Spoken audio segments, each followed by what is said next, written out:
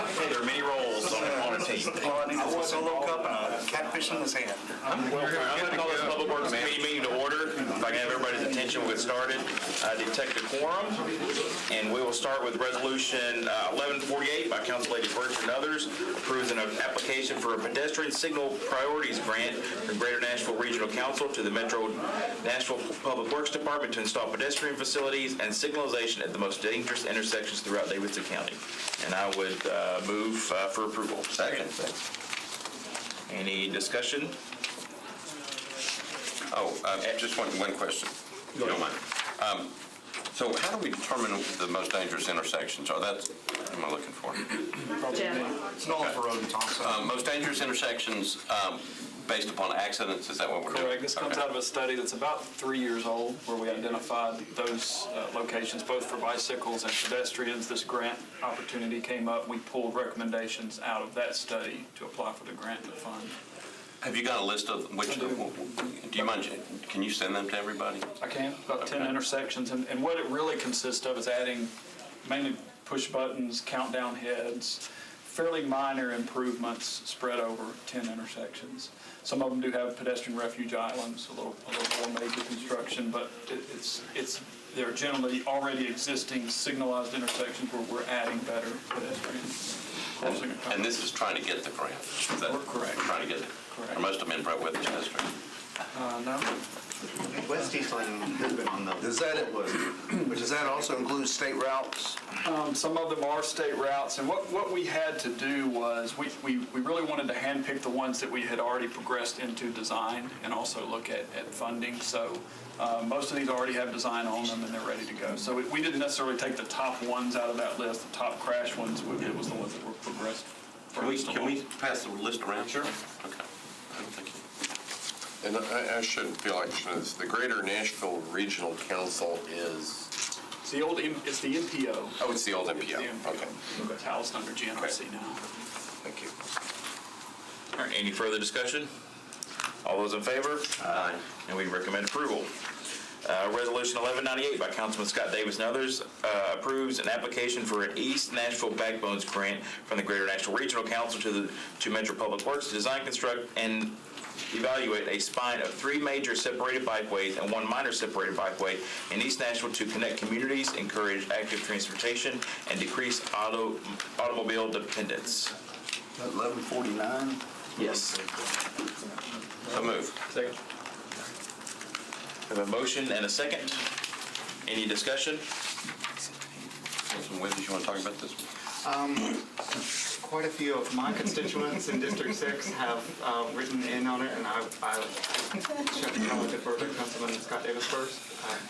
No, go right ahead. I was going to say, just I didn't see you there. to clarify, and if folks have questions about that, we may, but this is, this does not mean that these bike lanes will be going in tomorrow. This is grant funding to conduct extensive community input outreach into design details for bike facilities on these routes.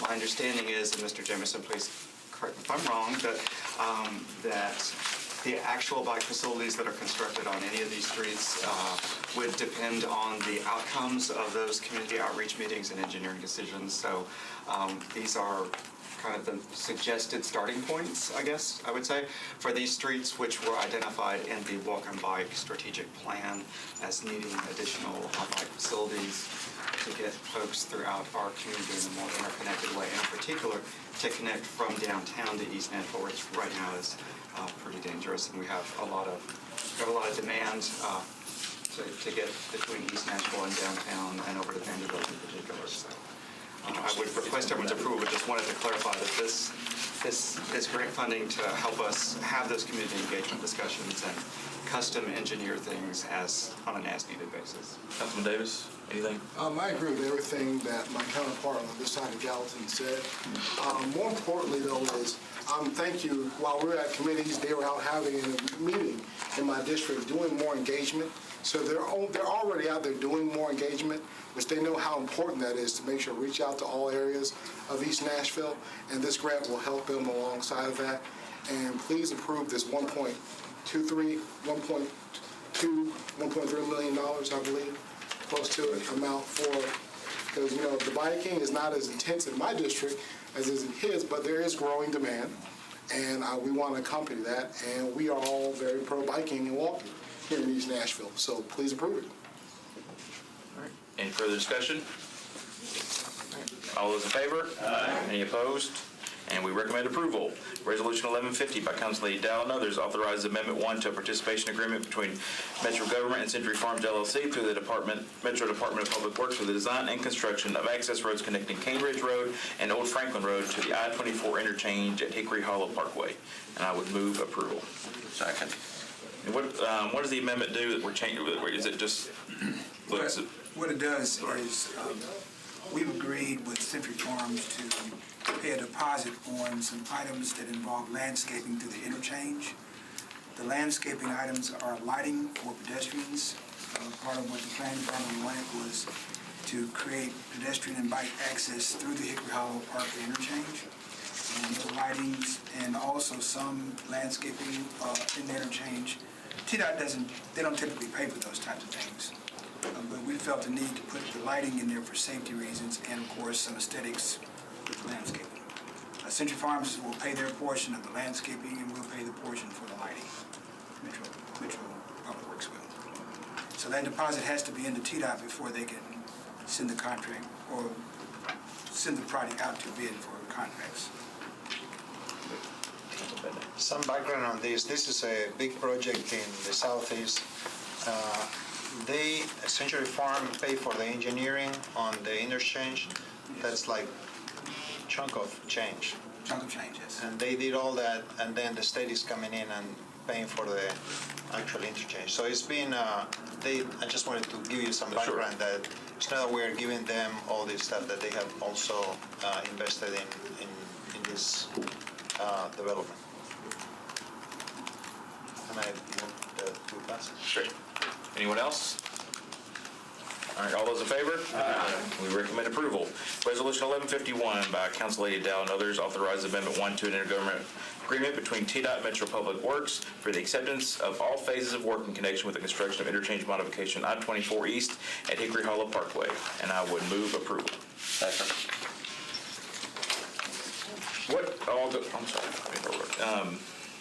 What all goes into accepting all phases of work? Is it like all the engineering and everything's done, or? Well, all phases of work involves the connector roads.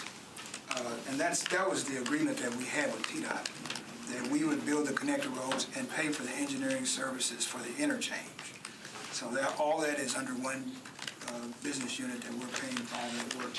And of course, TDOT agrees to build the interchange as part of the agreement. What this does essentially is it just approves us being able to give that deposit to TDOT. Gotcha. The previous resolution solidifies the agreement between us and Century Farms, our partner, to pay the deposit. Okay. Gotcha. All right. Anyone else have anything? All right. No further discussion. We'll be voting. All those in favor say aye. Aye. Anybody opposed? And we recommend approval. Ordinance 1148 by Council Lady Mina Johnson and others approves an agreement between TDOT, Bell Mead, CSX Transportation, and Public Works for payment of CSXT, or to CSXT for costs incurred by CX. Go backwards on that. CXXT during the construction phase of the bridge rehabilitation project at the Hillwood Boulevard Bridge over CSX Transportation Railroad Crossing and Richland Creek. Council Lady Johnson. Yes, I would like to move for approval, but I would like some request of information from Public Works. Okay. Because this is a huge project, and lots of people who live in Hillwood area and Westmead area, White Bridge area, will be affected by closing. Okay. And we do not know any detail as far as community is concerned. Okay. So we need a commitment from you to have district-wide, inviting my district 24 and possibly 20, and to have a large community meeting to inform detail of the plan and the tour, length of the time, and anything and everything you can possibly share. And also another thing it was raised by community is I know Public Works and TDOT regularly check the strength of the bridge, but they needed to know how safe and how strong it is. Are they safe until you actually start the construction, and those kind of questions. So I would love to hear from you between now and passing third reading. Okay. It's safer. They wouldn't, TDOT would have closed it. So it's fine, but it does need Right. the work. Okay. And for that, with the commitment, I would like to ask to move forward. Okay. Seconded. Any further discussion? All those in favor? Any opposed? And we recommend approval. Ordinance 1144 by Councillady Birch and others, authorizes the granting of temporary and permanent easements to TDOT on certain properties owned by Metro government. And I would move approval. I apologize for not looking at what easements are we given, or what properties, I'm sorry. I'm sorry, I was making notes. That's fine. That's good. I should have looked this up as well. Okay. All of these easements are Metro property that they adjoin areas that are around the Clarksville Highway. So we'll get the property back, but they have to pay us to allow them onto the property and to do that. So it's John Mallet Drive, Clarksville Pike, West Hamilton Road are the primary ones. And it's different areas around the 3600 block of West Hamilton Road. They're temporary construction Yes. easements then. So it says a Like we widening, do kind of with the sidewalks, yeah. a widening project along Clarksville Highway. Can you say, I mean, are we adding lanes? Is it an intersection improvement? That's a TDOT job. That was one of my old projects when I was there with TDOT, and what they're doing, No, we're not the only ones. Background, yeah. anyway, what they're doing from Ashland City intersection all the way to the interchange of Brown property, they're going to widen it to 5 lanes. Wow. It's going to have bike lanes, curb and gutter, and sidewalks. Protected bike lanes?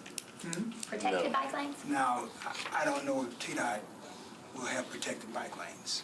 but They just put down paint They and put call down it bike striping, lanes. yeah, and the markings. This And is there'll be signs, of course. a District 1 project. It's quite enthusiastically looked forward to by District 1. But the bike lane is in the road and the sidewalk is abutting the road. So there's not a green Yeah, it's a TDOT space template. between the road and the sidewalk. And how wide is the road currently? Currently, I think the lanes, maybe 12-foot lanes existing. 3 lanes wide. Three lanes. And then they're proposing to, from Ashland City through the district where Kroger's stored on that, it's going to be 11-foot lanes. And then they'll eventually transition back to 12-foot lanes before they get to the interchange. And so you're widening a road, and we all read about induced demand and so forth. So level of service now is what, and you're going to make it 5 lanes, and that's going to make level of service what? Do you know from TDOT I don't know. I perspective? know one of the issues out there is that during the peak hours, that it does bottleneck from Ashland City all the way through to pretty much Kings Lane. And so what the 5 lanes would do will help to reduce that during the peak hours. As far as capacity, it's not capacity during the peak hours. So the level of service, I'm not sure about it, but I'm not sure what the level of service would be, what it will be once they widen the project. Probably B. I guess what I just wonder is, we keep, TDOT re-engineers and widens roads for, peak time bottlenecks, which I appreciate. I understand those are community concerns, and everybody kind of sees that bottleneck point. But, at the point that we widen the road, then everybody says, oh, yay, it's great again. And then the traffic just, you cannot widen your way out of congestion. And so I guess I just wonder to what extent TDOT and Public Works and that we confer about these widening projects. I mean, is there do we confer about that at all, or does TDOT just determine that this should be widened? What is that communication like, I guess is what I'm hoping to understand. Well, I will say this. The history of the project, I started working on the project in 2004. And at the time, TDOT was under different policies and processes, They have since made some changes, I'm sure. They're in the process now of new multimodal policy, design policy, and But this project has been underway for quite a while. I think the acquisition of right-of-way probably started about 2011. So they just finished all of that, or they're still really in the process of trying to close out on the properties now. And this is so it takes a long period of time with TDOT because of the way they develop projects. So to answer your question, I don't know. I think TDOT probably now, moving into dealing with new projects, probably would adopt a better approach to whether or not 5 lanes is the answer, or maybe 3 lanes with 1 left turn, or those types of things. But at the time that project was planned and designed, that policy was still in place to address capacity issues in an urbanized section. The 5-lane urbanized section is pretty much typical for TDOT. And are there any pedestrian crossings at any point along this way? So now it's 5 lanes across. And then, I apologize, Councilman Cooper, you seem to speak to the sidewalks, but is there any green buffer on the sidewalks? No. But I asked at the TDOT meeting, this is TDOT rules, I was told, as a state highway. TDOT will build, their urbanized sections are generally with 5-foot sidewalk behind the curb, closed storm drainage in an urbanized section like that. If there's any additional, if there's to be a green space, then they consider that to be non-participating. And the city would have to come up with the additional funds to pay for the green space and that type of thing. So I think at the time, and I'm trying to be very light with this, but at the time, I think the position of Metro Public Works at the time was that the funding wasn't there to add the green space. So TDOT will generally go with their urbanized section, which is the sidewalk behind the curb, and some green space behind the curb, but that's generally what they do. Given the right-of-way width, though, I mean, if you're just taking the sidewalk straight up to the road, but the bike, I mean, could you not have a protected bike lane, and then that would provide protection for the sidewalk? I would say I mean, there that's seems to be something a lot of that, right-of-way with 12-foot lanes and so forth. that's something that probably the people at TDOT may entertain. I can't answer at this point. I really don't know. I appreciate that. Thank you. Chair. I think it used to be, public works and metro planning, like a street standard was somewhat different, like collector street and so forth, even definition is different. But over the years, now it seems like a public works and planning street standard is kind of in sync. So would that be possible to work with TDOT in that sense, to have a metro standard, like even though it's a state highway, because it's inside of the metro, so maybe a designing standard, a width, and certain green strip requirement to kind of have a communication with TDOT to adopt planning standard or kind of come up with acceptable standard for us. Yes, as a matter of fact, the amount of right-of-way that's been acquired for that particular road is enough right-of-way to, if there's money that's that the city can acquire to maybe go in and maybe do, they would have to get that access to the right-of-way from TDOT and do that sidewalk project. I'm working on something similar in Councilman Syracuse's district right now, where we're working on Lebanon Road, where we're using the planning template. So I mean, that's possible. It's doable. There's enough right-of-way out there to do that. Darryl mentioned that they did just release their new multimodal design guidelines. They did give us the opportunity to comment on those. We did that. We continue to press for them to accept local standards and not just the TDOT standard. Those have not been adopted as final yet, so we continue to work with them on it. It's a big issue for us. We probably have the most aggressive sidewalk standards in the state, so we're really a leader in that. Good to hear. Thank you. And we appreciate you pushing TDOT on that. All right, any further discussion? All those in favor? Aye. Any opposed? And we recommend approval. Ordinance 1145 by Councilman Sledge and others, authorizing Metro to abandon existing easement rights for a portion of property located at 700 Hamilton Avenue, formerly known as Grayview Street. And I would move for approval. Any discussion? All those in favor? Aye. And we recommend approval. And that's everything that I've got. For those of you that weren't able to make the Public Works Committee meeting last week, we'll send around the video and all the materials for that. They haven't gone around. I know I've seen them. Courtney sent it out, and then I did a resend today Okay. to bring your attention to the handouts and to thank you all again for a really informative meeting. So watch the video if you couldn't. Does anybody have anything else? We stand adjourned then. Thank you all.